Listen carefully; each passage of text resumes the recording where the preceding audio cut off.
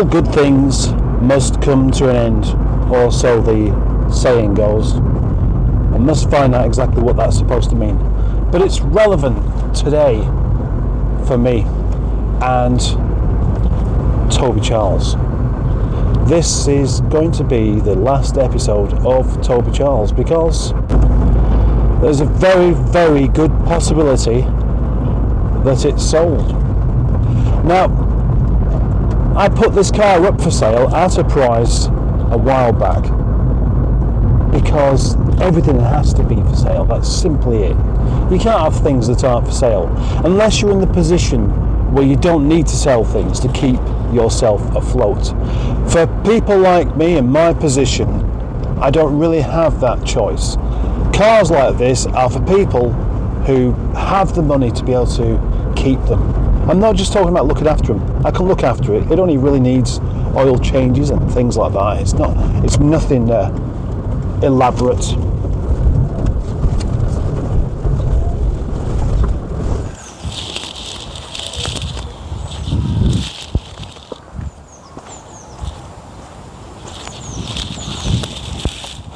The only reason I have this car is because of a position I seem to have where cars like this tend to come my way because people know me for cars like this.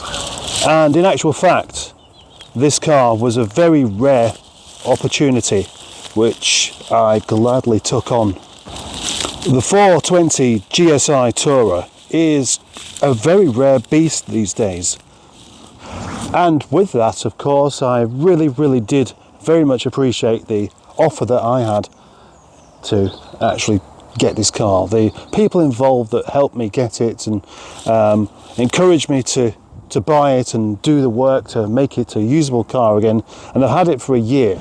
For some people, they have the money behind them, they have the funds, they have the means to be able to have cars like this and just know that they can keep them.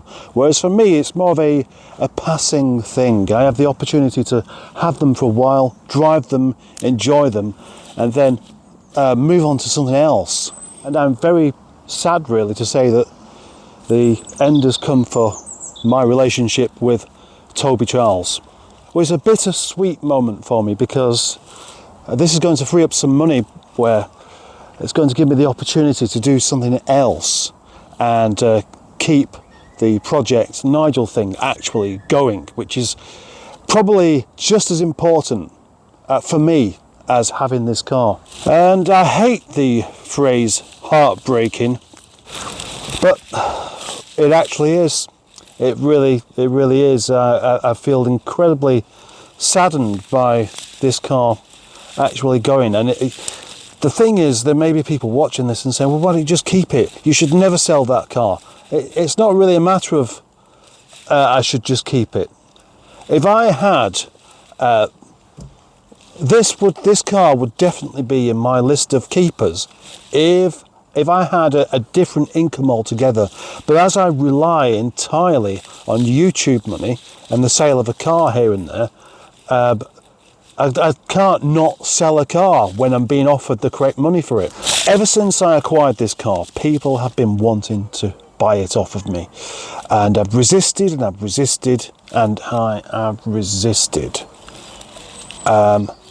Until a couple of days back when I had a message from a chap somewhere in the Lake District. This chap has followed the videos, knows everything about the car, knows the history, and just wants it.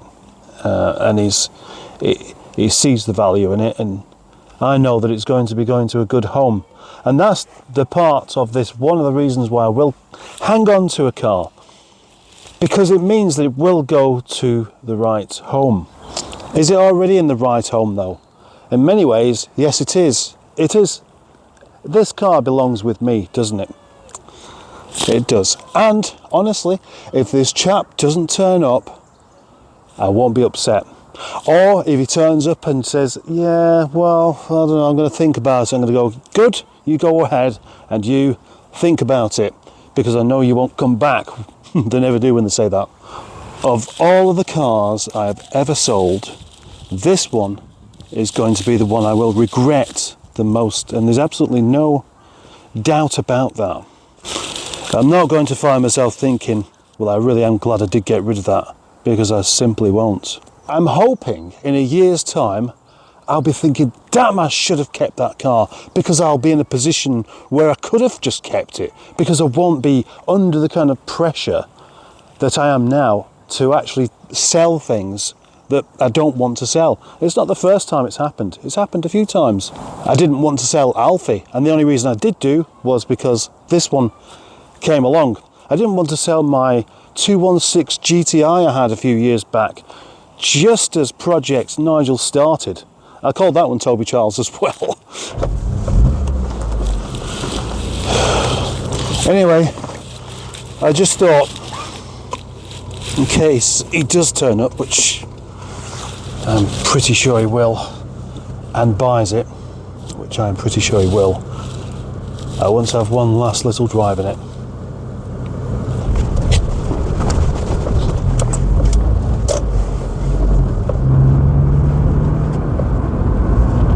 Nobody's going to say, oh, it's just a car, get over it, because you wouldn't be watching this channel if that was your opinion. I'd like to think that Toby Charles has had a happy time with me, but how much use has it had over the past year? Not a great deal, and that's because I've been not been able to enjoy it. I've been paranoid about leaving it outside, and then last month I made a real conscious effort to properly use it.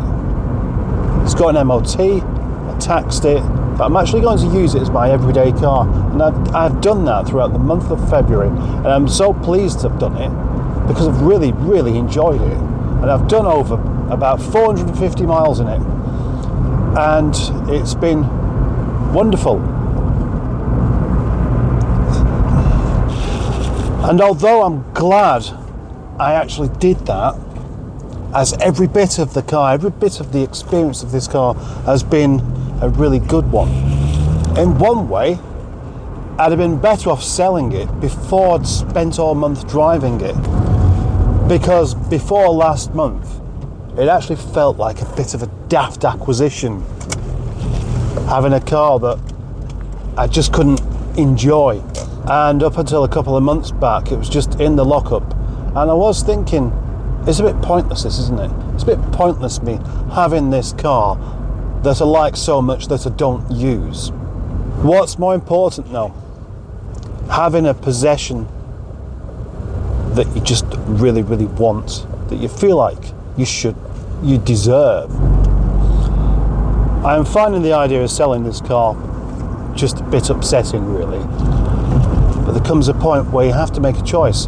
Either you have something that you just want to have, or you keep your head above water. And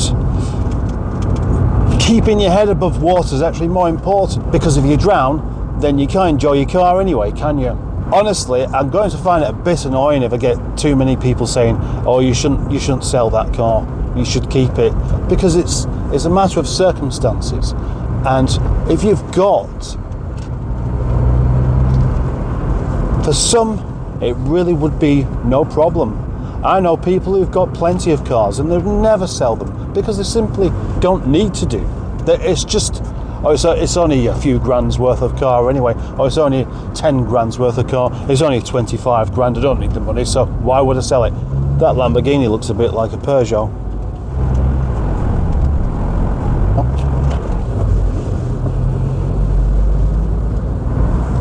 As well as having fun cars, company cars, just cars that I like. And there was a point where this car was quite possibly being traded in for a Volvo estate, but that didn't happen. And at the time, I'd have been quite happy for it to happen, but as time has gone on, I've just become more and more attached to this. So now, the time of letting go is a lot more difficult than what it would have been. But it's the right thing to do. So now it's just a matter of actually going to work and waiting to see if he turns up and if he goes away with it.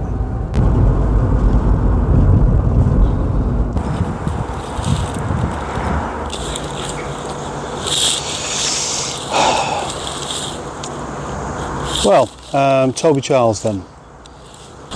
still here. He didn't buy it. He took it out for a drive and decided against it because of a couple of things, namely like the corrosion just appearing there and there as well. The three vulnerable places that these cars have. It's true, they are vulnerable in those areas, and this one hasn't entirely escaped, although for its age it has done exceedingly well. And you know what? Although I was going to let Toby go because it would get me right out of the poo, I cannot honestly say I'm glad. I think I'd rather be trying to swim myself up through the poo than part with this car. And that's the end of this rather curious video that you wasn't expecting, and neither was I.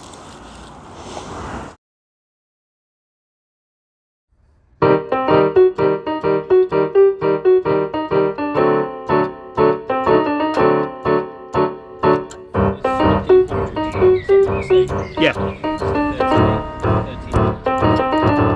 The unexpected has finally happened, and that is all of my microphones have broken all at the same time, so I can't actually use one. But an even bigger surprise is actually this. Toby Charles is actually going today. I'm not joking.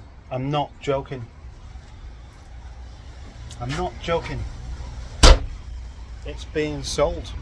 It's going. I can't believe it's going, but it is actually going. And as many people have said to me, don't sell it because you will regret it. I know I'll regret it, but what am I supposed to do? Sometimes you have to sell something in order to get some money. And that's what I've done today. I'm going to miss this car so much. I really am. And do you know what? I was going to use this car in May as well. Honestly, why have I done it? There's the V5. Well, the simple fact is, as I've just said, is that that car is a luxury, isn't it? It's a luxury. I have another car. I have another car that obviously isn't as good as this one, but it's my car. And nobody will ever want to buy my other car, but they do want to buy this one, and they have done. And not only do they want to, but they have done, but I've also had to take a part exchange.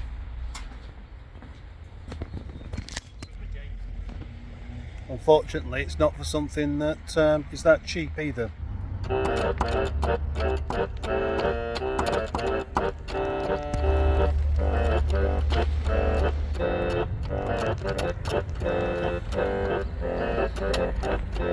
Yeah, from the best R8 you can get to one that isn't the best, but it's still an R8 and it's still a Tourer. No, that's not what you was expecting, is it? But there's a man over there called James who's going to be taking this car away, and you know what?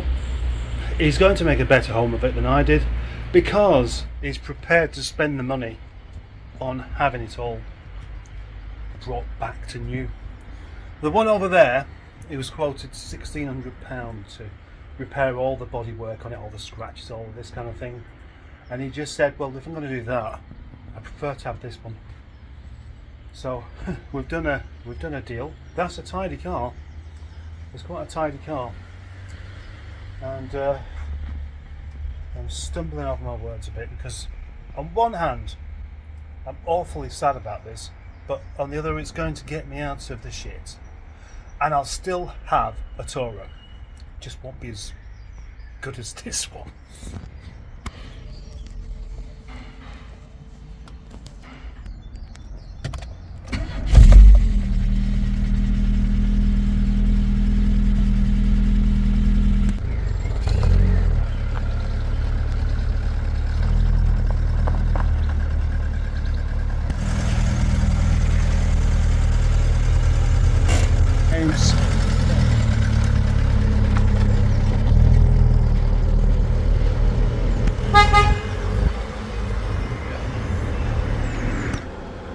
So now, where Toby Charles once was, we have another Tourer.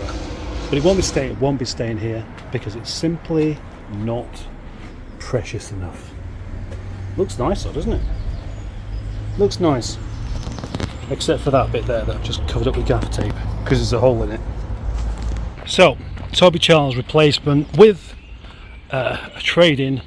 I still have myself a Tourer, not quite the same high spec. It has wheel trims instead of alloys, it has a scratch there. It's not as nice a colour. It's got a 1.6 Honda engine instead and an automatic gearbox, and the seats aren't as nice, or the door cards, but still a rare old thing, and it's still a likeable car, and I am going to take it home.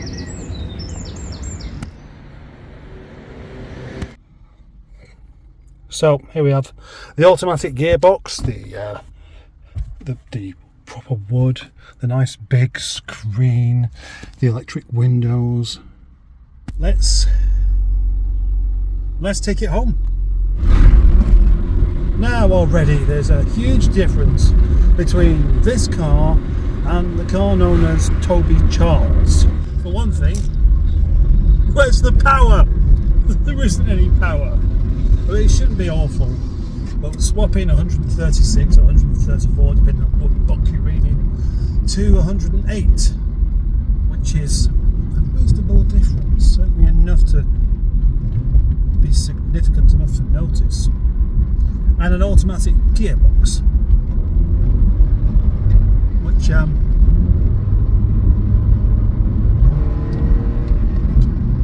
and the trouble with these autos is they're all a bit, they're not exactly refined, but it's nice in some ways to be in an automatic rather than a manual, especially if it's something that you just want to poodle around in rather than trying to drive quickly. Faults I've found, the knob, the fan speed knob is a bit broken. The near side mirror is a bit on the broken side, and the tailgate has a bit of a hole in it. So those things could do with being a bit less worse, but that's what you'll get with a car of this age. It does actually drive quite nicely though, and it's quite a bit softer than the GSI on the suspension and on the wheels as well, because it doesn't have stiffened suspension and because it doesn't have alloys. It's very comfortable. I've decided it's going to be called Mrs. Doyle.